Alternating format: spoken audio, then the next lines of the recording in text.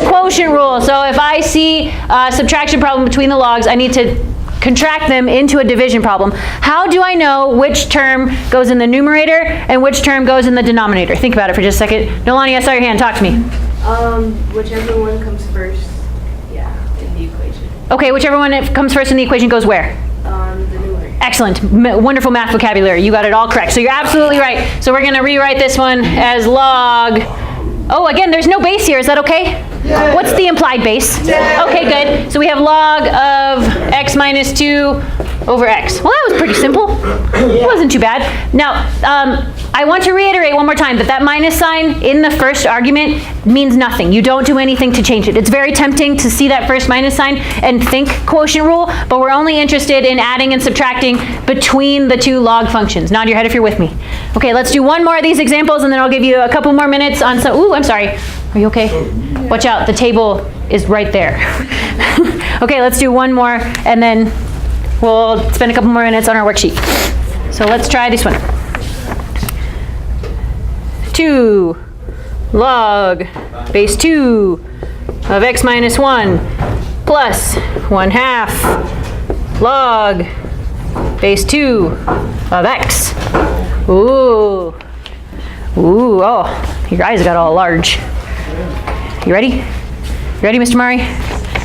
Kylie's got it. She's already going to town. Oh, man. Mr. France, you doing okay? All right. So let's take a look here. I think first, I'm going to use the power rule. What rule are we going to use first, ladies and gentlemen? The power rule. And we're using the power rule to, whew, that's hard to say. Say it one more time. Power rule. It's really hard. You know what I can't say? There's a couple, I have a hard time saying R's, and I fake it a lot using V's, but you know what's really hard to say? Okay, it's unrelated to this math stuff, but you know, that's okay. So when the back wheels on the car are the ones that do all the driving, what is it called? Rear wheel drive. Yeah, see, it's so hard. I can't even try. Like, I can't even say it in my head.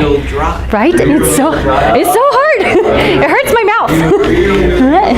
Now is your face itchy? I would have been proud of you. It would have just confirmed that I'm poor at speaking. All right, let's bring back together in 5, 4, 3. Voices off. 3. Eyes up here. 2, 1. Okay, here we go. So first I'm going to use the power rule. Which rule am I going to use first? And the power rule in reverse says take the coefficient and make it an exponent. What does the power rule say to do in reverse? Take the and make it a. All right, so I've got log, base 2 x minus 1 squared. See how this coefficient became a squared? Say okay. Plus log base 2 of x to the 1/2. Notice how this coefficient became an exponent. Hey, but wait a minute. Just a minute ago, when we were doing this in reverse, when we had a square root, we made it power 1/2 and then coefficient 1/2. So do you suppose we should rewrite this x to the 1/2 power as square root of x? Yes. Okay, Yeah. May I erase this x to the 1/2 and just write it as square root of x? Is that okay with you, Tyler? Yes, you may. Okay. Tyler gave me permission. I'm going with it. Okay, now I see a trick. Do you see the trick, Suzette?